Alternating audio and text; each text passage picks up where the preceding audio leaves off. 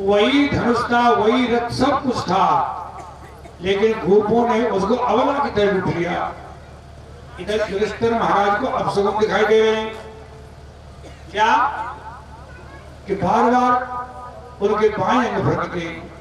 अपने छोटे भ्राता भीमसेन से कहने लगे, भैया भीमसेन, आज जरा क्या होना है, मेरे बाएं अंग बार बार भड़कते हैं और गौशाला में गायें बार बार रमाती हैं मुझे देख के, घुड़साल में घोड़े खींच रहे हैं, आकाश में पुच्छल तारे क्यों दिख रहे हैं, और अशोक पशु जो है मुझे बाएं करके चलते हैं। और मेरे जितनी जब मैं दर्शन करने मूर्तियों की जाता हूं तो मूर्तियों के नेत्रों में मानो ऐसा लगता है मानो जल चुभ रहा है, रो रही है।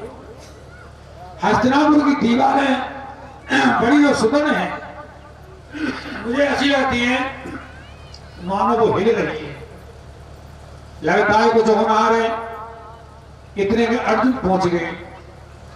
अर्जुन को देख के युधिष्ठिर महाराज ने प्रश्न की झड़ी लगा दी, क्यों भैया ये तुम्हारी हालत कैसे हुई, क्या युद्ध में हार गए, क्या तुमने जो है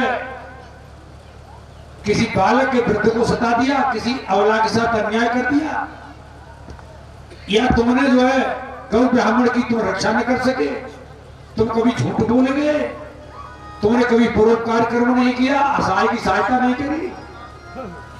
मैं मानता हूं कि तुमने ये कर्म तो एक अशुद्ध नहीं करे होंगे, पर ये बताए हमारे प्राण प्रिय, हमारे परम सौंदर्य सखा श्याम सुंदर श्री कृष्ण कैसे, इनको प्रश्न पीछे को करो, क्योंकि कुछ ढबका इन्हीं का लग रहा था, तो प्यारे की वार्ता को पहले न खुल जाए, डर रहे थे तो पीछे खींची, धीरे धीरे पूछा। अर्जुन रोकर के कहने लगे, भैया देख जी मेरो भूई रथ है, और देख मेरो भूई गांधी है, और मैं वही अर्जुन हूं। लेकिन कृष्ण सुधाम चले गए तो कहां गांधी गया, कहां रथ गया, कहां अर्जुन की शक्ति गई। अरे अतुच्छ बलवान जो गोपों ने मुझको लूट लिया है, आज मैं बिल्कुल श्रीहीन हो रहा हूं। धर्मराज युधिष्ठिर तो जानते थे कि ये धर्म को जानने वाले थे, तो समझ गए कृष्ण का स्वधाम में जाने का अर्थ है पृथ्वी पर कलयुग आ गया। अब यह धर्म का निर्वाह होना बड़ा कठिन है, इसलिए उनको ज्ञान तो पहले से था। इन्होंने किसी से कुछ नहीं कही, परीक्षित को राजकाज सौंप दिया और अपनी जटाएं बिखेर ली, रजोगुणी बस उतार दिए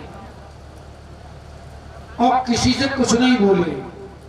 एक पागल उन्मत्त से है कि उन्मादी से समय छोड़ के आप उत्तराखंड की ओर चल दिए।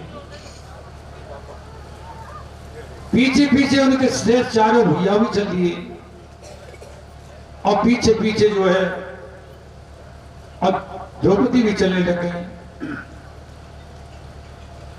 इस तरह से पांचों पांडव उत्तराखंड की ओर चले गए थे। यहां उन्होंने तपस्या करी थी, तो इनके शेष चारों भैया पहले अपने बर्फ में जल के समाप्त हो गए थे द्रौपदी के साथ ही। अब अकेले धर्मराज रहे थे, तो धर्मराज के संग एक कुत्ता था, कि आगे महाभारत की कथा में था। तो अब अकेले चल रहे हैं, तो उन्होंने कुत्ता से कहा कि भाई तू क्यों मेरे संग आ रहा है, लेकिन ये धर्म का प्रकट हो गया कि मैं धर्म हूं, तुम्हारी परीक्षा लिए वास्तव में तो पुरखों के स्वभाव के अनुसार धर्मात्मा हो। पांडव वंश को तुमको तुम पर बहुत गर्व है, इसलिए मैंने तुमको दर्शन दिया है। अब चलो मैं लेके चलूंगा तुमको, स्वर्गारोहण कराऊंगा। आगे चलते हैं तो क्या देखा इन्होंने कि रास्ता में चलते चलते बड़ा हाहाकार मिट रहा है, रो रहे हैं, कोई छाती पीट रहा है। इधर तो कृपाचार्य है और कृपी रो रही है द्रोणाचार्य के लिए, एक तरफ कर्ण है और एक तरफ जो है अभिमन्यु है, और ये सब परिवार रो रहा है शत्रुओं का, अपनों का, परायों का। तो देख के युधिष्ठिर एकदम फिलमिला के धरती पर गिर गए। धर्मराज समय समारा, रे रुको रुको रुको, पूछी क्या मामला है? अरे वो जाको नाम नरक, जी नरक हुई तुम्हें दिखा रहा हूं। जब हाय आए तो मच रहा है, ये देख तू भगवान ने पड़ा को चिंता मत करे, पढ़ने का दिखावनो जो पड़वा ने भूल तो मत हो गई, पढ़ने का से कर्म तो एक नरक दिख रहा, और एक ये भी नहीं दिखता। क्यों? अश्वत्थामा हाथ कह के और तुमने जान माने गिराई और महाराज द्रोणाचार्य के संग और छल किया था। अब तुमने बोला तो था ही, भाव तुम्हारा वो ही था। अब चाहे वह सुर करके उनको छिपा दिया, हाथी मरा चाहे कुछ मरा, लेकिन तुम्हारे भाव में असत्य छिपा हुआ था। बस बजरा से पाप से तुम्हें ये नरक दिख रहा है। जी हाया तोबा तोबा को हटकाए चारों भागू, ये नरक ही स्वर्ग ही है। ये सुख दुख के मेल है। यहाँ असली सुख से निकली सुख तो वही है कि या तो ऊपर उठ के और परमात्मा के ध्यान, परमात्मा के भजन की ओर चले।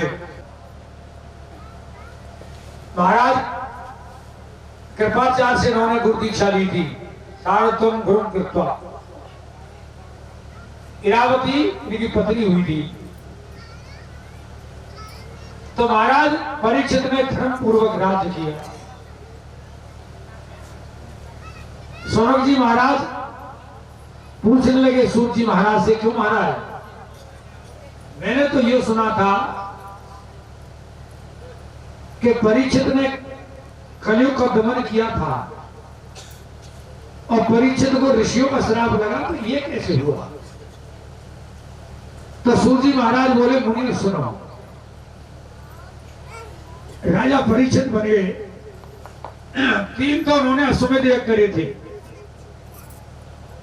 कृपाचार्य को आचार्य मान के। तो ये छिप छिप के भी देखते थे कि मेरे राज्य में कोई दुखी तो नहीं है, ध्यान से देखते थे। तो एक दिन की बात, ये वन में शिकार करने के लिए गए। एकदा धनुर्धर में एक दिन धनुष उठाया और ये वन में शिकार करने के लिए गए। लेकिन चलते वक्त इन्होंने वन में क्या देखा कि काले रंग का एक पुरुष है और गाय और बैल को हाथ में पहना लेके ताड़ना दे रहा है और बार बार वो पेशाब करते, गोबर करते, नहाते। राजा परीक्षित में देखा नहीं गया कि मेरे पुरखा तो कितने रक्षक है और ये क्या कर रहे हैं? एकदम दिल में धनुष बाण उठाया और काले रंग का पुरुष जो था वो राजा के चरणों में गिर गया। महाराज क्षमा करो, अरे दुष्ट, तू मेरी सन्यासी। तो राजा चाहते ही ना इन चीजों को, पर राजा बोले तो उन्हें पता ना कि बहुत बड़ो क्षेत्र मिलेगा इसको। तो कहते जुआ थे, तो जुआ केवल यही नहीं है कि बड़े बड़े पैसों की बाजी लगे, हार जीत के जितने खेल हैं सब जुआ रूप में। जुआ के अभ्यास होते हैं, चौपड़ है, ताश है, ये प्राइमरी अब एक्सरसाइज है, यही अभ्यास है। इन्हीं में आगे चल की बात बढ़ती है, हार जीत के। अब ऐसे एक बात और देखो, विनोबा भावे ने कहा था, ये इतिहास चुनाव वाला रूप बिल्कुल जुआ ही को स्वरूप है। कलयुग आ जा तो कहीं देख लियो चुनाव है और कलयुग नाचने लगता है। कहीं कहीं कलयुग होते ही मैंने देखा है कि कई गांव थे, इधर दाऊ जी की तरफ एक गांव में कथा की थी, तो उस गांव में विशेषता थी, उन्होंने बताया हमको कुछ साल पहले, वह पुरानी बात है। और क्या बताए, तुम नाम भी बता रहे, शेर खेला था। एक महात्मा ने कथा कराई तो ये कहते थे कि हमारे गांव में कोई भी थाने में रिपोर्ट नहीं, तो बेबी चलने में था और था नहीं, वास्तव में नहीं थी, पहली बात है। लेकिन चुनाव में जो तक रस नहीं लेते थे वो लोग, और चुनाव में रस लेने लगते। अब बाद में देखा तो वहां घर घर पार्टी, घर घर। तो ये विनोबा भावे ने मना किया था, चुनाव भी एक तरह से कलयुग का रूप है। पहले राजा महाराजाओं की ओर प्रक्रिया हुआ करती थी, गांव में प्रधान होते थे, यूपी में आप क्या सरपंच होते हैं या चुनाव होते, पहले देखियो गांव और तरह का हो। और चुनाव होने के बाद देखियो काम और तरह को मिलेगा, और एक तरह का मिलेगा भैया भैया का विरोध, कुटुंब पार्टी देश नहीं बन जाएंगी। तो ये क्या है, कलयुग ही है। तो जुआ में कलयुग का निवास। और पान, पान कहते नशाते, तो नशा शराब ही नशा है। जितो बात दूसरी है, कहा वो कोई आदत पड़ रही है वो दूसरे की निंदा करता है, कहा वो कोई आदत है वो दूसरी निंदा करता है। पर शास्त्र सही कहता है, क्योंकि भाई कोई आदत नहीं शास्त्र को। शास्त्र कहता है धूम्रपान माखू, भाई धूम्रपान नशा, बीड़ी सिगरेट तंबाकू ये सब नशा पान में आता है। साहब बड़ा नशा है और जो बड़े नशे वो अलग बात है, पर छोटा सही तो है नशा। और आपकी जो है अब तो गोल्ड मोहर, सिल्वर मोहर, कॉपर मोहर और चली गई है। ये तो धुआं धुआं चलता है, फिर तो जहां बैठेंगे ऐसा कर देंगे जगह को वहां बैठे लाएंगे नहीं। गली किनारे रास्ता सड़कों में देखो तो सही, जगह अशुद्धता मिलेगी। तो पान है ये कलयुग का निवास है। और स्त्री प्रसंगों में और हिंसा। अब कलयुग बोले महाराज जो परिवार में लंबो है, जहां नहीं समाएंगे हम तो और लेना भाई, मैं तेरा भक्त जो नहीं कर रहा हूं, शरण आ गया पर जा यहां से। नश्यात्माना जाधु मदाप्रो तपोनतम काम रजम भैरम च पंचमम। बोले महाराज मैं सोने में और निवास दे दूं, तू सोने में रह ले जा। तो कलयुग का निवास सुवर्ण में भी है। क्यों? सुवर्ण रजोगुण का रूप होता है। जुआ से झूठ बढ़ता है और नशा से मद, स्त्री प्रसंग से काम, हिंसा से बैर, और सुवर्ण में रजोगुण होता है। इसलिए प्यास जो होता है ना, उसे सतोगुण को आश्रय लेना चाहिए। मैंने कल तुम्हें बताई, पहले तो तुम्हें प्यास की परिभाषा बताऊं, शायद तुम सुनते प्यास प्यास। आजकल यूं कहने लगा जाने लाम खोल ली और नहीं पीरे से कपड़ा पहन ले, समझते पहले चाहे छोटी उम्र है चाहे बड़ी उम्र है, भाई जो समझतो का यह लाम खोल सके मैं कोई बड़ा बन जाऊं, मुझे कौन हो जाऊं। याद रखिए लाम खोलते निवृत्ति मार्ग में। लाम कहते संस्कृत शब्द है, लाम माने मर्यादा। तो निवृत्ति मार्ग में प्रवृत्ति की मर्यादा नहीं रहती, तो वहां कॉपी की लाम नहीं लगती, और प्रवृत्ति मार्ग में लाम लगती है। प्रवृत्ति मार्ग मर्यादा के भीतर होता है। तो ये चिन्ह है हमारे शास्त्रों के अनुसार जो महात्मा हो जाते हैं, गृहस्थ की गणित अलग हट जाते हैं, ये पहचान हो जाता है इस लाभ के उससे कि ये पुरुष व्यवहार क्रिया से थोड़ा आगे भजन ज्ञान में है, और भजन ज्ञान में नहीं है नहीं रहा, इसी में रम रहा, और वो इस काम को करे तो वो पढ़ाई उसने समझ ही नहीं है। तो यूं करके व्यास जो शब्द है इसकी व्याख्या तुम्हें दो तरह से बताऊं। पहले तो संस्कृत व्याकरण से बताओ। व्यास जो शब्द बनता है या में यण संधि है, विधन आस, ई और आ मिलके अय हो जाता है। तो अस धातु है, असमाने ठहरना, और आसमाने ठहरा हुआ। जब मैं व्याकरण अर्थ कर रहा हूं, या कोई काट नहीं सकता, कोई भी, चाहे हिंदुस्तान हो चाहे वर्ल्ड हो, क्योंकि जो व्याकरण तो खड़े तीनों तो पांच ही होंगे, कोई माइक वाला काट के आ जाएगा। यह सब ये कि जहां कोई भी उपसर्ग अच्छी तरह से आत्मा में जो ठहर जाता है वो व्यास होता है। ये ब्राह्मण वृत्ति होती है। कैसे? जाने राजधर्म त्याग दिया हो, नौकरी वेतन पेंशन त्याग दिया हो, व्यापार धर्म त्याग दिया हो, जो वृत्ति होती है। चार वृत्तियों में रहता है, वार्ता शालीन श्लोक न्यायावर, चाहे यज्ञ कराए की दक्षिणा से जिए, चाहे कथा की दक्षिणा से जिए, चाहे वो शालीन सीधे की विधि में रहे, चाहे भिक्षुक वृत्ति भी उसकामा की तरफ बनती है। चार ही तरह से जीता है और वो आत्मा में ठहरा हुआ पूरी तरह से, उसे व्यास कहते हैं। ये तो व्याकरणोचित अर्थ है। दूसरा, वो तुम पढ़े लिखे बहुत हैं, हर विषय जब समझेंगे तो एक ही जगह पहुंच जाएंगे। तुम कई विषय को अध्ययन करो तो तुम देखेंगे हर विषय की लक्ष्य एक ही जगह पहुंचा जाएगा। गणित में पढ़ाई होती है, अभ्यास होता है, गणित में आता है कि काउ वृत्त को कोई जीवा रेखा 2 जगह काट जाती है, वो जीवा कहलाती है। तो वृत्त तो खंडमंडलाकारी ब्रह्मांड है, और जीवा जीवते कहते, जीव को बहुवचन जीवा है, तो वो जीव ही जीवा है।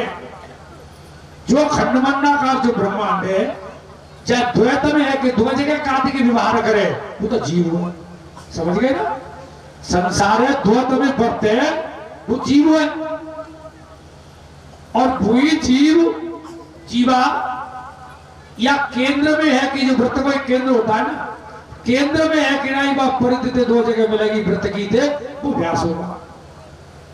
यानी जीवा बड़ी जो वृत्त में जीवा है वही व्यास है। केंद्र से है कि नहीं जो, और जीवा जाती है वृत्त को 2 जगह काटती है, वो व्यास है।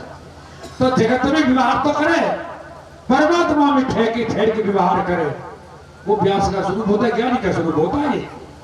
तो इसलिए हमेशा व्यासों को मर्यादा का धारण करना चाहिए। यही कथाएं कहते कि सुवर्ण में कलयुग को निवासों पढ़ते खूब, पर मैंने बहुत से व्यास देखे 5-6 तो अंगूठी सोने की कर रहे हो, और हाथ करोड़ों बात में कलयुग है तो सीधे लेके बैठे वो अपने आप ही, औरत की जरूरत ना है। बहुत देखते हैं, नजर पड़ते हैं। तो जो अब यूं समझो ना, हिंदुस्तान में मैंने कल ही बताई कि ग्रंथ की भागवत की बड़ी ही हत्या करी जा रही है। इस पर न चल रहे न समझते। दूसरी एक बात है कि ये इतना पढ़े लिखा विद्वान जाको होना चाहिए, जो हिंदुस्तान जिसको IAS बनाता है वो भी नीचे लटक रह जाए। आप समझ लो कितनी योग्यता उससे। ये थोड़ा ही 8 है पास, कोई ठिकड़ी गाय में लगे हो, कोई भेष बना लो, चाहे नर हो चाहे लूल हो, तो बच्चे बतौ को शुद्ध तो आप शरीर होना चाहिए, सौभाग्य तो होना चाहिए। इसके लिए अनाथ होकर चल रहे हैं, जन क्या हो रहा है। और ऐसी भोली जनता है कि जिनको कुछ कहे वो ठिकाना ना है। ऐसी मेरी सहो और ऐसी मेरी महो, और चली जा रही है उम्र धीरे धीरे, चली जा रही है उम्र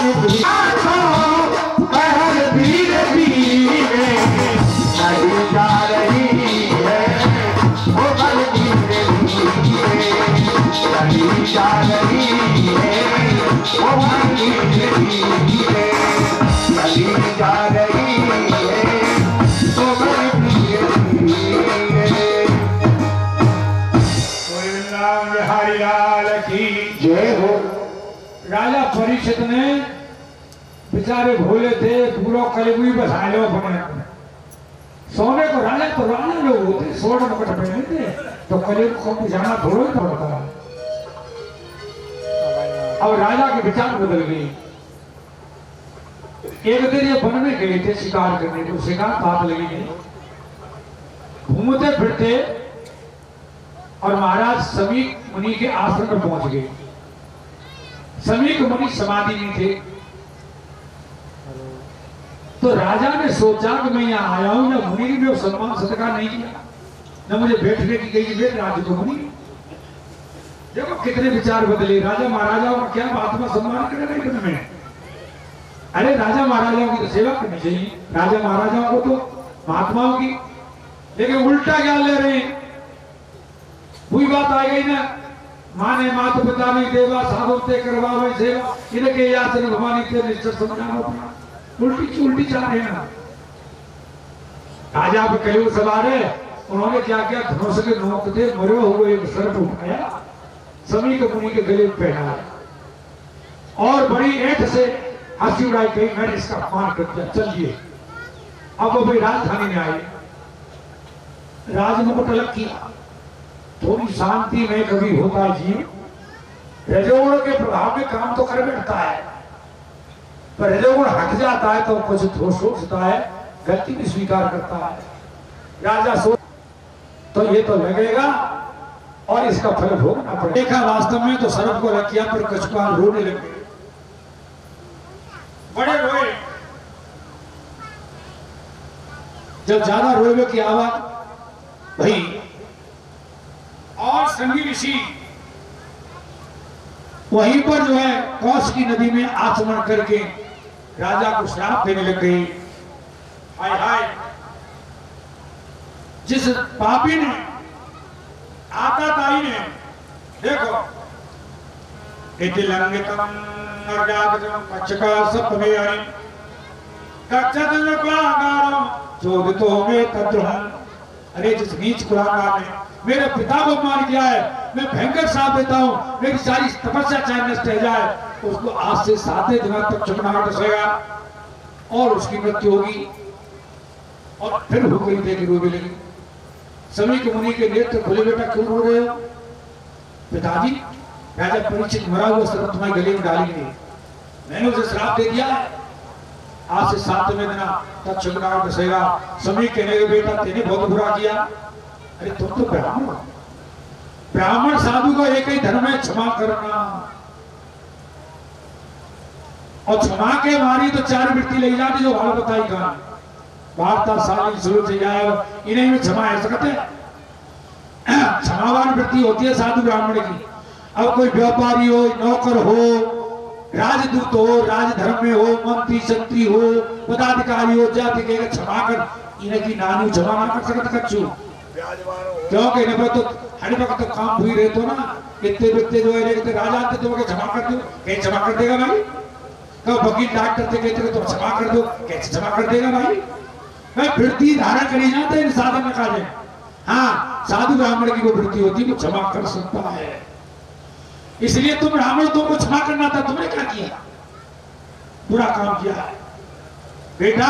राजा हालांकि रजोगुण में तो जेन रहेंगे, तो ये रजोगुण हमारी रक्षा के लिए है। हम लोग साधु लोग तपस्या करते हैं इनके बल थे, नहीं तो चोर लुटेरे बदमाश कर जाएंगे। राजा पर खबर कर दी तब तो राजा पता पड़ गया कि वो तो 7वें दिन मुझे तक्षक नाग डसेगा। तो एक एक क्षण अब उसको ये बीतने लग गई कि मैं कैसे भगवान का भजन करूं। देखो, जिस वक्त या जीव को खटक आएगी पूरी तरह से कि मैं कैसे परमात्मा का भजन करूं, तो खटक में तो बहुत जल्दी कल्याण होता है। राजा खटवांग की तुमने कथा सुनी होगी। राजा खटवांग ने और देवतर की सहायता करी थी, युद्ध किए थे। तो देवता भी कही थी राजा खटवांग थे, महाराज हम तुम्हें मोक्ष तो नहीं दे सकते, पर तुम्हें स्वर्ग देंगे। अरे बोलो, मैं जीवन भर तुम्हारे का युद्ध करता रहा तो स्वर्ग ही मिलेगा मुझे, मैं मोक्ष नहीं मिलेगी ना। और तेरी आयु है तो केवल 2 घड़ी की रहेगी। हाय हाय, मुझसे तो बहुत बुरा हुआ, अब मैं क्या करूं? तो बिलबिलाट भई, तो उस बिलबिलाट में वो शक्ति है, भाव बन गया कि 2 घड़ी में ही खटवांग को भगवान का दर्शन हो गया। तो एक हुलोली, एक खटक और एक भीतर की भाव एक वो शक्ति है कि क्षण भर में कल्याण कर जाती है, वो शक्ति होती है। घोड़े के पानी में देर हो सकती है, फूल मसलने में देर हो सकती है, लेकिन अगर हुलोली होगी भीतर से ललक होगी तो भगवान के दर्शन में बिल्कुल देर नहीं लगेगी। इसलिए राजा ने रजोगुणी वस्तु उतार दिए, राज्य को कार्यभार मंत्री ने कहा सौंप दिया और वो सीधे गंगा की ओर चल दिए। गंगा के उत्तर किनारे पर उत्तर मुख को बैठ गए और वहां ऋषि मुनियों को तांता लग गया। बहुत से महात्मा आए और इन महात्माओं ने का सम्मान किया और ऋषि मुनियों से राजा कहने लगे, महात्माओं देखो, मैंने कर्म तो बहुत खराब किया है, मैंने जो है एक साधु पुरुष का अपमान किया है, इसका फल तो भोगना पड़ेगा। लेकिन मैं ये चाहता हूं, मुझे मरने की कोई चिंता नहीं, तो मैं अंतिम समय भगवान के ध्यान में जाए। राजा अवधूत वेश बने हुए बैठे थे, जटाएं बिखरी गई थी, रजोगुणी मत थे, केवल लंगोटी मां शेष थी। और एक ब्राह्मण ने संप्रतरा और कर लिया था कि जब तक जीऊंगा तब तक न खाऊंगा न पीऊंगा, न मुझे भोजन करना न जलपान करना। ऐसे करके बैठ गए। तो बड़े बड़े ऋषि में आए, अत्रि है, वशिष्ठ है, चिवण है, शरदवान, भृगु है, अंगरा है, पाराशर है, वशिष्ठ है, बहुत से नारद, व्यास, कपिल आदि बहुत से महात्मा आ गए।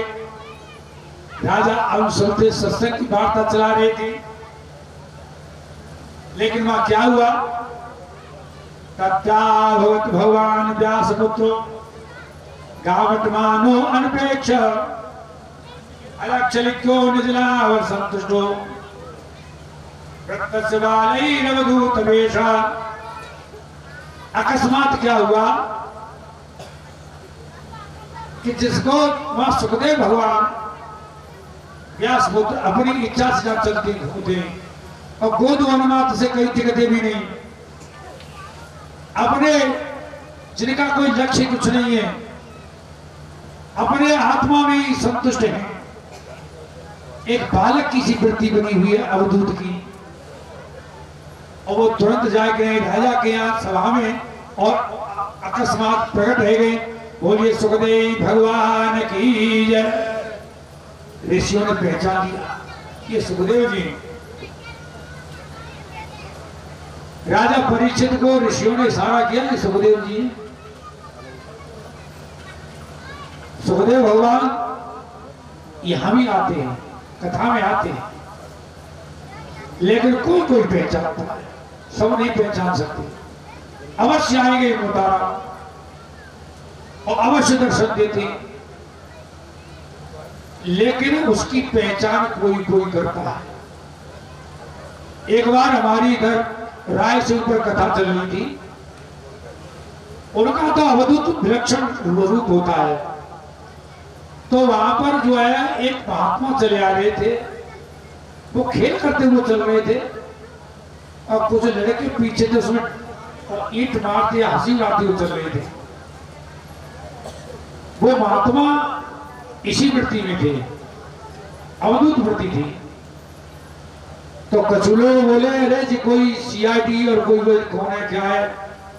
यहाँ तक बात है कि उसको कुछ ऊपर हम तक तो बात नहीं आई, पुलिस के लोग बुला लिए, तो ये तो पकड़ा उसको, तो कोई पैसा ऐसा नवीन कुछ अवस्था थी। अब कथा चलती रही, ऋषभदेव महाराज का वर्णन हो रहा था और ऋषभदेव उन्हीं का स्वरूप है। इसके बाद कथा से निवृत्त है कि जब अपने लोगों को बताया ये अवधूत वृत्ति के महात्मा हैं, ये कोई साधारण पुरुष नहीं है, तब उनकी वहां पर उन्होंने लोगों ने सेवा की। उन्होंने किसी की सेवा में मतलब नहीं था, भोजन कराया था, थोड़ा खा तो लिया था, वो दक्षिणा वक्षिणा ही पटक के चले गए। यहाँ तक है कि उनका एक कपड़ा पड़ा था उसे पटक के चले गए। अवधूत महात्मा का संसार गाय। अब श्रीमद् भागवत को दूसरा अध्याय स्कंद लग रहा है। यहाँ श्रीमद् भागवत ही चल रही है, मूल ग्रंथ चल रहा, अध्याय के अनुसार एक एक श्लोक के अनुसार वार्ता चल रही है। कोई भी छोड़ा नहीं जा रहा है और कोई बढ़ाया नहीं जा रहा है। अगर कोई विद्वान हो, जानकार हो, तो उसे समझ ले और देख ले, और कोई बात हो तो उसे कर भी सकता है, पूछ सकता है। और द्वितीय स्कंद के पहले अध्याय में जब प्रश्न कर दिया तो सुखदेव कहने लगे धन्य राजा, पर्यांते एक तो प्रश्न तो लोक हितम तथा। हे राजन, आपने जो प्रश्न किया है वो बहुत उत्तम किया है। आत्मविद सम्मतः उनसाम सोतव्यादिषु यः परः। आपने वो प्रश्न किया है कि आत्मज्ञानियों की सम्मति देखी हो। जो विद्वान ऋषि और मुनि के विचार हैं वे चाहते जो तुमने प्रश्न किया है, और सुनने की बहुत चीजें हैं, उन सब में सुनने की योग यही है जो आपने प्रश्न किया। कहो कि कोई आयो किसी की है, पर सब मरने वाले हैं, इसलिए संसार की कामनाओं का नहीं। दोनों प्रश्नों का संक्षेप उत्तर दे दिया और कहा राजन सुनो, मन में तुम वैराग्य लाओ। वैराग्य के द्वारा संसार से अगर मन हटे परमात्मा जुड़ जाए तो तुम सर्व में कल्याण कर सकते हो। करते चलता है तो बुद्धि भ्रमित होती है, तो चुप दिमाग से सोच के चलना चाहिए। एक बार एक घुड़सवार अपनी और पत्नी है बिठाए के ले जा रहा था, तो पीछे की पत्नी आगे आप बैठा, फिर गांव में लेके निकले तो 2-4 लोग वहां से देखते हुए कह रहे वो देखो कैसे पागल। एक गांव में तो निकले, कुछ लोग बोले वो देखो ये कैसा मूर्ख है, या बैठना ना आया तो कोई अच्छा लगे ना इसे बैठा हुआ। अरे मुझे तो 200 दे रहे, बोले एक काम कर कट्टा से बचाई 2 की पतली नीचे चल रही, आगे चल के बोला ऐसा कर तुम बैठ जाओ मैं चलूंगा पैदल। ऐसे चले तब उन लोगों ने कही वो देखो सही ये क्या थिएटर कर रहे हैं, आप पकड़ के जा रहा है और ये पत्नी को ऊपर बैठा लिया।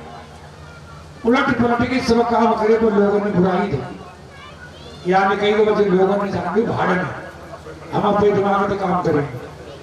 तो समस्या ये है कि थोड़ा सा शास्त्र सुनिए, विद्वानों को मत ले, शास्त्र की मत ले, अपनी बुद्धि को जरूर विचार करके चलना चाहिए।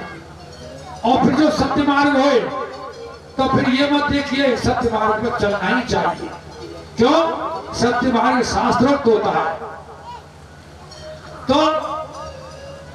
वैराग्य लाइए, संसार से मन हटा के भगवान। सुखदेव बोले राजन परीक्षिता, कामनांते तो केवल क्षणिक सुख मिलेगा, स्थायी सुख नहीं मिल सकता। चाहे जगत में तुमने मन हटा लो। अरे शंकराचार्य लिख रहे हैं बद्धोय कोयो विषयानुरागी, बता हुआ कौन है? जो विषयों में अनुरक्त है, आसक्त है, और छूटे हुआ कौन है? जो विषय आसक्ति है। तो यही दुनिया है, तुम कहीं भी पहुंच जाओ, तुम्हारा मन इसमें फंस रहा है तो फंसे हुए, और तुम्हारा मन भगवान में लग रहा है, कर्म कर रहे हो अपने मन भगवान में, तो मुक्त ही है, कोई देर नहीं उसमें। ये तो तुम कहीं चले जाओ, यही संसार में बरतना पड़ेगा। यहाँ तो नहर कम है, यूपी में नहर बहुत है, तो नहरों में पहले एक बाल्टियों की रेट चलता था, और उसमें बैलों से चलता था वो, और उसमें एक लोहे का कुत्ता होता था। तो वो जैसे ही बाल्टी चलती थी तो कुत्ता वहां अड़ जाता था कि पीछे को वाले लकड़ी की पाट हटे तो हटने जाए, वो अड़ जाता था लोहे का कुत्ता। तो वो जैसे ही चलती थी तो कुत्ता की कट कट कट आवाज होती, और एकदम खर्र बाल्टी की होती।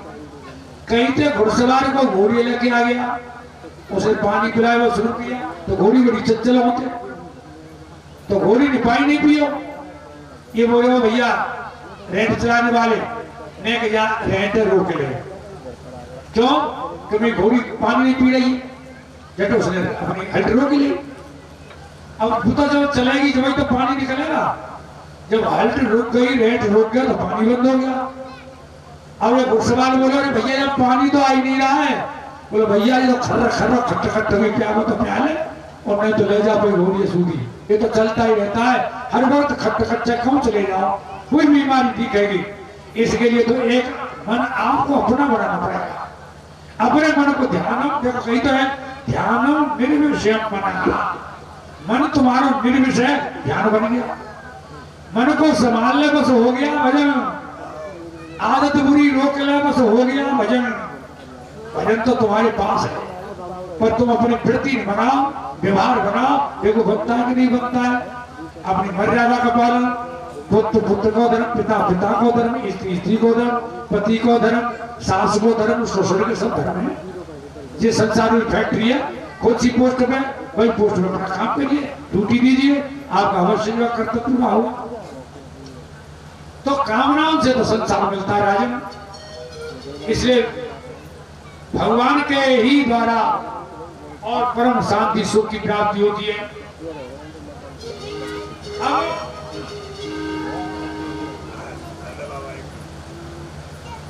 राजा परीक्षित ने प्रश्न किया क्यों महाराज इस संसार दुख रूप है कि आया कहां से, ये भी बताओ।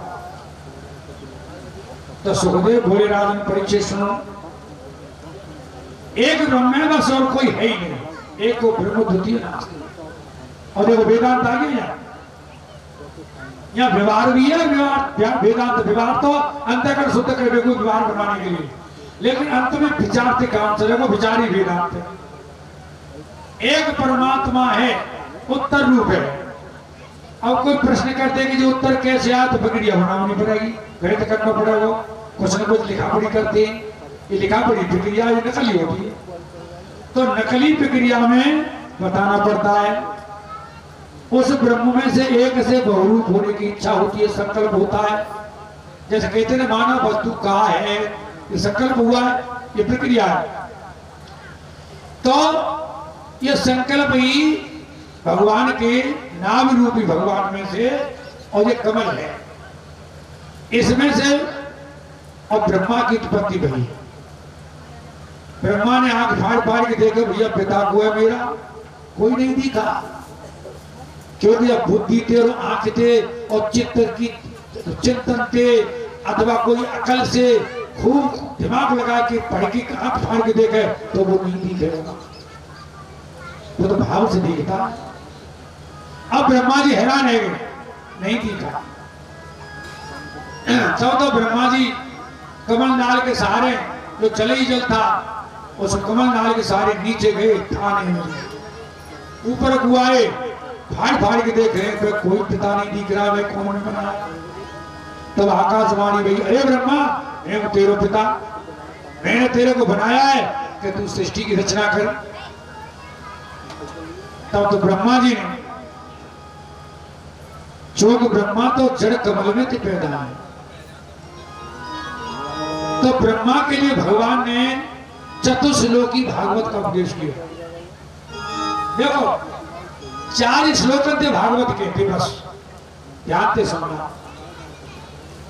इतना जो ज्ञान है उसी को भागवत कहते हैं, और इसके अलावा तो यही बात है, समझ आने की प्रक्रिया है, और जो प्रक्रिया छोड़ के जब समझ आने की थी अलग के, तो वो भागवत ही नहीं है। तो 4 श्लोक कौन से? आमेवास्माके नानत यत्सत्सपरम पश्चातम यदे तच्चियो अवसित सो अस्म्यम। हे ब्रह्मा, मैं ही पूर्व था और मैं ही बाद में हूं, मैं सत और असत से वृक्ष हूं, मुझसे परे और कुछ है ही नहीं। ऋते अर्थम यत प्रतीयेत न प्रतीयेत चात्मने तद विद्यात्मनो यथा वासो यथात्मा। जो प्रतीत है रोका है, ये तो जिज्ञासु ज्ञान करावे की संसार का है, प्रक्रिया है।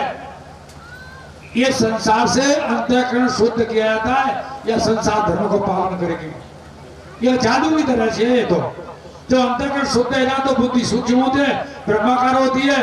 तो जैसे जगने के बाद स्वप्न खत्म हो जाता है, ऐसे ही उत्तर के आने में प्रक्रिया खत्म हो जाती है, ऐसे ब्रह्म ज्ञान के बाद संसार भी गायब हो जाता है। तो तीसरा श्लोक, यथा महाभूतानि भूते सावचे सुनो प्रविष्टान कृष्णते सुनो। ये सारे प्राणी जो भूत हैं, इनमें मैं प्रवेश किया हुआ हूं, मैं इनमें हूं, पर ये मेरी तरह नहीं है। तो आत्मा का स्वरूप है, वो शब्द से ही परे है, न कोई अनुभव और न व्यतिरिक्त उसका होता ही नहीं। कहा शब्द से व्याख्या नहीं होती। तो 4 चीजें बताई ना, आत्मा से परे कुछ नहीं, आत्मा पहले भी बाद में भी है, सत सत से विलक्षण है, जगत माया के भीतर है, और ये जो कह जा रहा है जिज्ञासु ज्ञान कराने के लिए है, नहीं तो आत्मा शब्द से परे है। बस इतनी बात को ही भागवत कहते हैं, समझ गए ना। भागवत इस बात को कहते हैं जो अभी बताई का है। अब जाके बाद जो कथा तका बेकाचित, मैं तुम्हें न्यू बता रहा हूं ये बात, ध्यान से सुनो। वृंदावन के समझो, काशी के समझो, हरिद्वार के समझो, बड़े बड़े पांडाल लग रहे होंगे, बड़े बड़े तुम्हारी भीड़ इकट्ठी होगी, पर भागवती नहीं मां क्यों नहीं होती? मां वो रणरो बनो चलता जो कौन सा भागवत तो 4 श्लोक की बताई ना, कथा का है, प्रक्रिया है, पर प्रक्रिया करके समझ की जा जगह पे आ जाए तो भागवत, और जा जगह पे नहीं आए और वो प्रक्रिया भली कहनारी विवाह की, वो ढोला को ढोला ही रह जाता। क्यों कि तुम्हें समझ में 4 सवालों का उत्तर भी नहीं निकले हो, तो तुमने गणित किया, तमाम कॉपी भर डाली, उत्तर निकाल के ना दो, तो वो रणरोमन ही रहो ना बता। तुमने इम्तिहान दे होंगे, पढ़े हुए होंगे कि तुमने प्रक्रिया करे, खूब लिखे करे और कौन प्रश्न करे उत्तर देना, तो क्या फायदा है तुम्हारी बात लिखा पड़ी उससे। ऐसे ही जो उत्तर है 4 श्लोक का, या जगह पे कथा को रहस्य आ जाए, उसकी जो है सार आ जाए, उसका जो कागज समझ ना आ जाए, तो वो भागवत बन जाता है। कथा इसीलिए कही गई है, वो इसी को समझाने के लिए प्रक्रिया बनाई है। और फिर रहस्य आवे नहीं और वह कथा कह के तैयारी पूरी अंत बजे तो अंत के ही काम चलते रहे, तो न वो भागवत थे, न बातें श्रोता को कल्याण, न भक्ता को कल्याण, कोई उससे लाभ नहीं हो सकता। इसमें अगर सही बात है तो व्यवहार और परमार्थ दोनों चीज बनेगी। ऐसे ब्रह्मा को चेतना भगवान ने 4 श्लोकों से दी। अब चूंकि बोले वृंदावन बिहारी लाल की, वृंदावन बिहारी लाल की जय। और राधा नाम की लगाई फुलवारी, राधा नाम तक बोलता ये पता बोलता, ये राधा नाम की लगाई फुलवारी, ये पता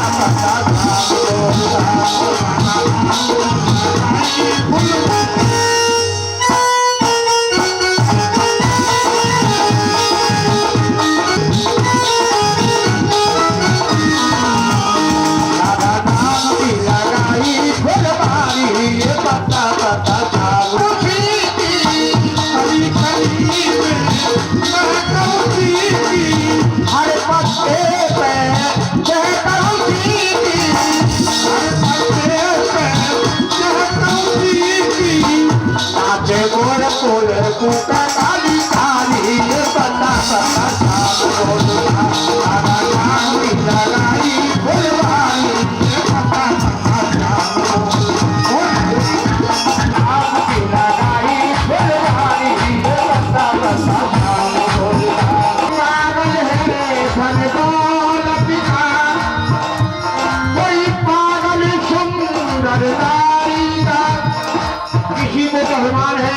मेरे पास दौलत है, गाड़ी है, पैर है, अटारी है, किसी को है कि मेरी स्त्री इतनी सुंदर है, रूपवान है।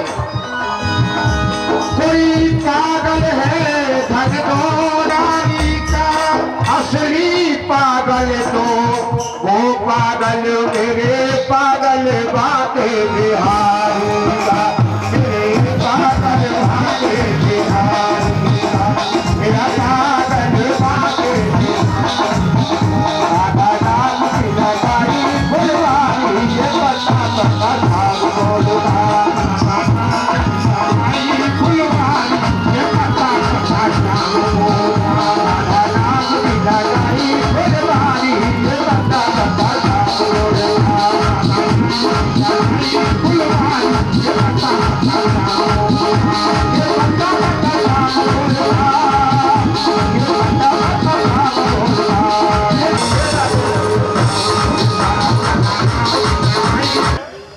द्वितीय स्कंद के अंतिम 10वें अध्याय में अब जो मैंने समझाया था वो ये 2 श्लोकों में व्यास जी ने लिखा है।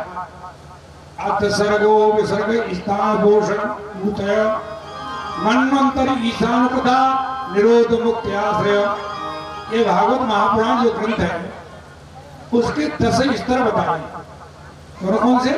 सर्ग, विसर्ग, स्थान, पोषण, ऊतय, मन्वंतर, ईशानुपदा, निरोध, मुक्ति और 10वां आश्रय। अब यहां सर्ग क्या है? सृष्टि की रचना। विसर्ग क्या है? पालन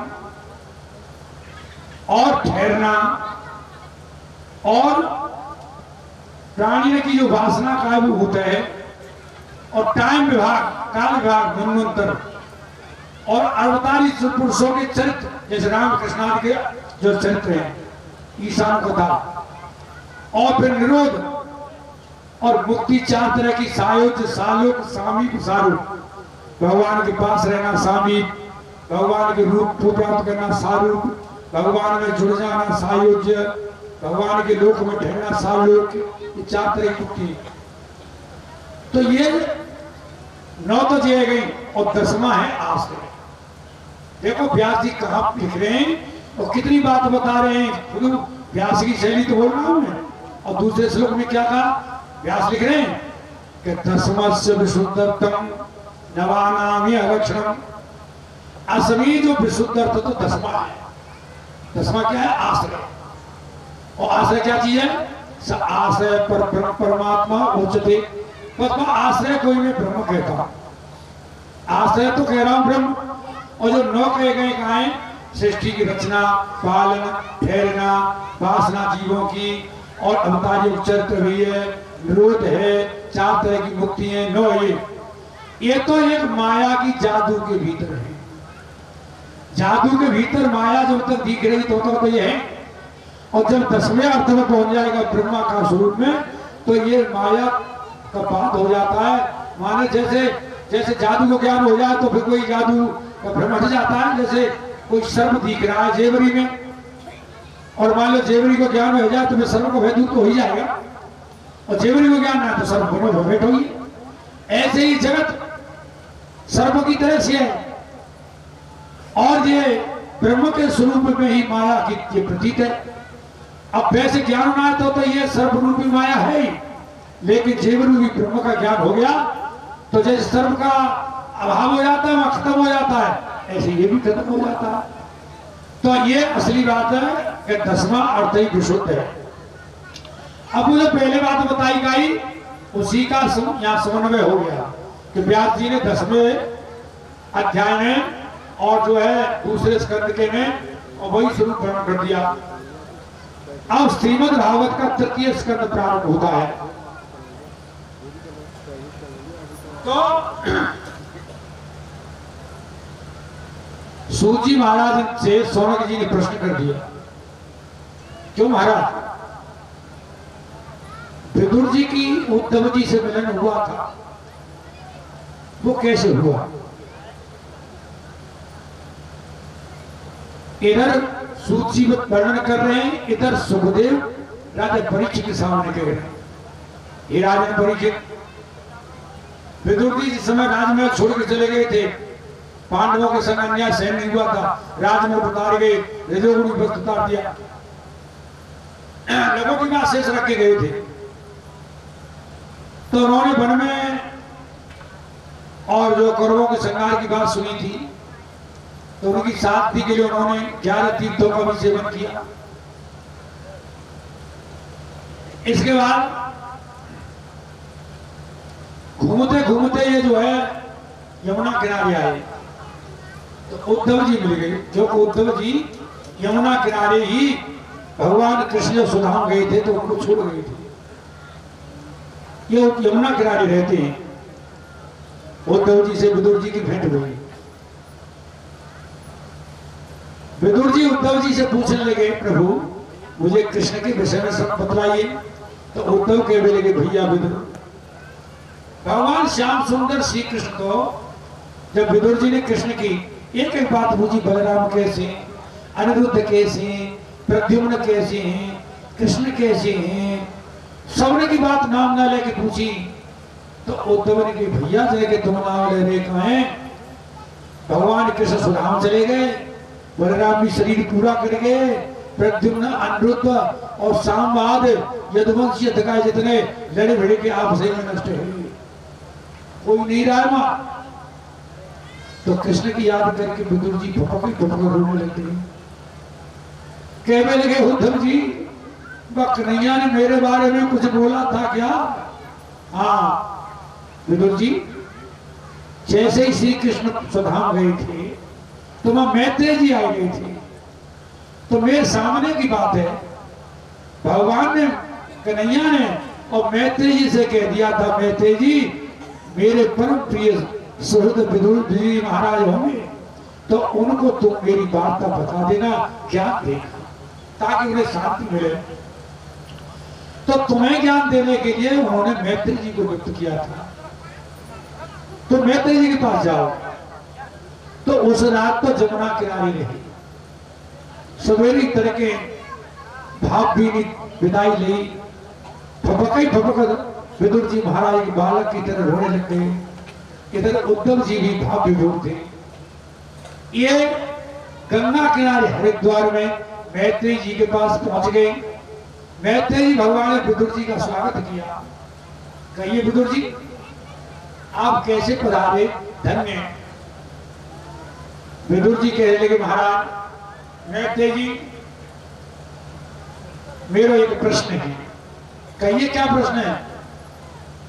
तुम कभी देख लेना संसारी लोग तो प्रश्न संसार का करते हैं, भौतिकवाद का, ये खाते आप बच्ची कैसे मिले, भूखे से भूखा हो, लेकिन भक्तर के प्रश्न तो केवल भगवान के होते हैं।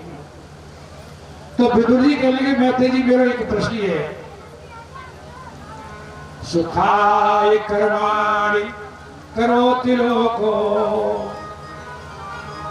न तै सुखं वा न दुःखं विद्येत भूयस्तथैव दुःखं यदयुक्तं भगवान वदेना।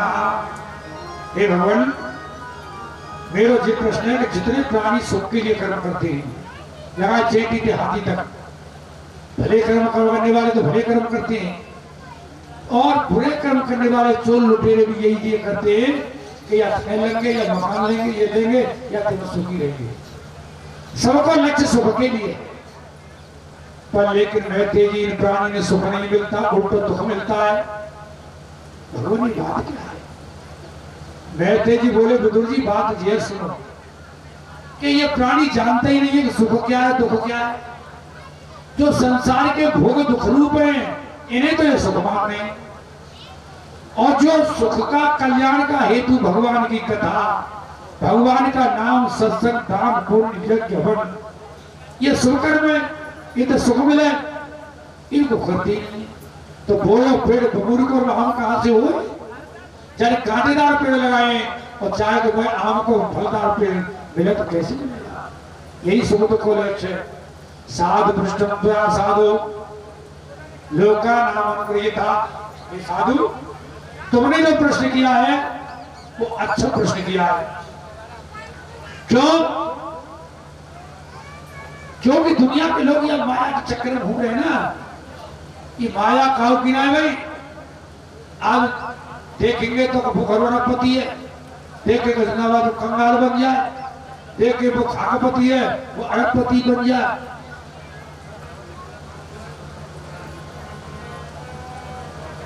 एक कवि ने कही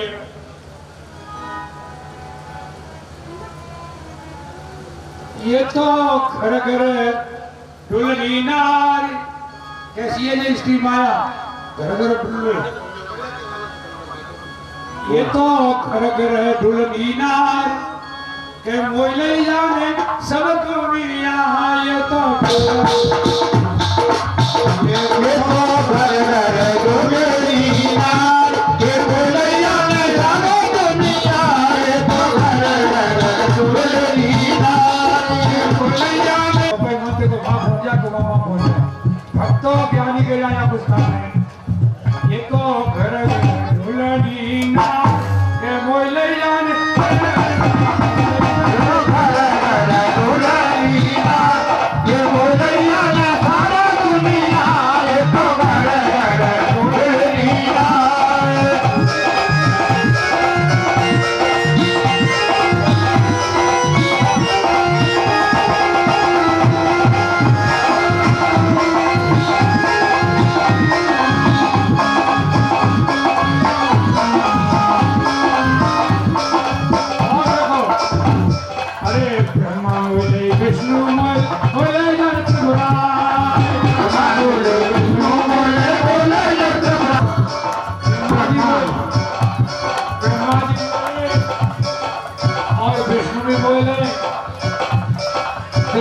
शंकर जी बोले, ब्रह्मा बोले, विष्णु बोले, बोले नरत मुरारे। ब्रह्मा बोले, विष्णु बोले, बोले नरत मुरारे। नारद बाबा तो ऐसे बोले, नारद जी तो ऐसी बोले जो विष्णु के करे रहे कि मोहले जान सागो दुनिया। ये तो घर घर डुलनी नार के मोहले जाने आए।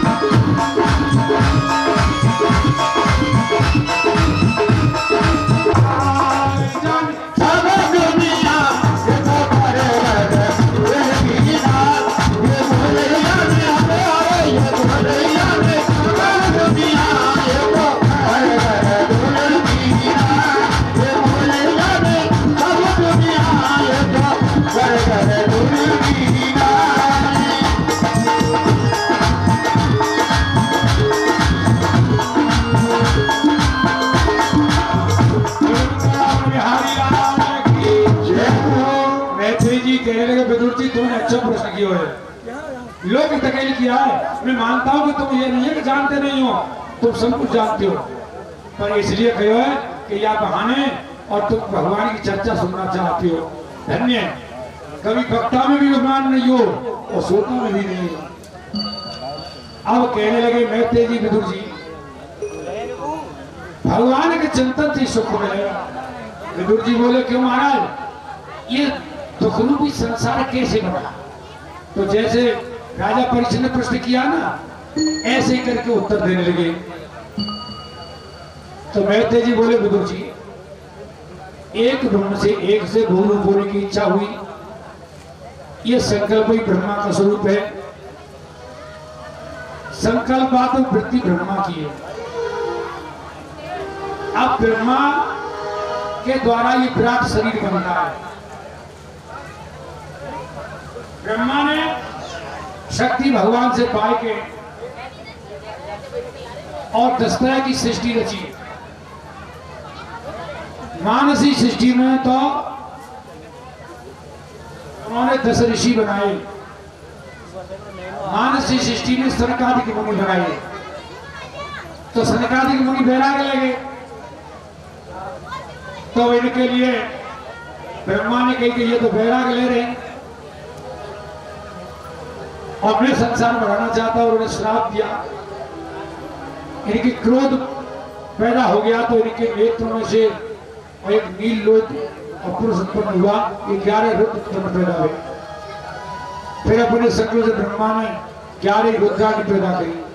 मन्यु महानस महान शिव ऋतध्वज उग्रता बाण कृष्ण, ये 11 रुद्र और इनकी उमा सर्प हीरा इत्यादि 11 रुद्राणी बनाए।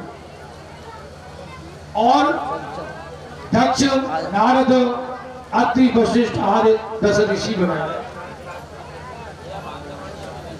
फिर उन्होंने 10 तरह की सृष्टि की रचना करी। पहली सृष्टि महतत्व की, दूसरी अहंकार की, तीसरी इंद्रियों की, चौथी इंद्रियों की देवता ने की, 5वीं अविद्या की, और ये जो है छठी जो है अविद्या की सृष्टि की, और ये 6 तरह की तो प्राकृतिक सृष्टि है। फिर वैकारिक सृष्टि है। ये वैकारिक के बाद 7वीं सृष्टि होती है पशु पक्षी, यानी पेड़ पौधा 6 तरह के बनाए, लता, विरुद्ध, त्वक्सार, विरुद्ध, माद। फिर 8वीं सृष्टि पशु पक्षियों की करी, 28 जाति में। फिर 9वीं सृष्टि करी तो मनुष्य की एक ही तरह की करी। मनुष्य एक ही प्रकार से रचा गया है, परंतु मनुष्य अपने कर्म विधान थे और न्यारे न्यारे रूप उसके हो जाते हैं। 10वीं सृष्टि देवता ने की करी, तो इसमें देव सृष्टि में यक्ष, भूत, प्रेत, पिशाच इत्यादि आते हैं। इस तरह से 10 तरह की सृष्टि रचना करके मनवंतर काल विभाग किया। ब्रह्मा ने संकल्प से फिर सृष्टि का प्रसार कर दिया। अब एक बार की बात, एक ऋषि कश्यप भये हैं। तो कश्यप ऋषि की 2 पत्नियां, दिति और अदिति। भगवान ने 12 अवतार लिया था। राजा परीक्षित ने प्रश्न किया, क्यों महाराज 12 अवतार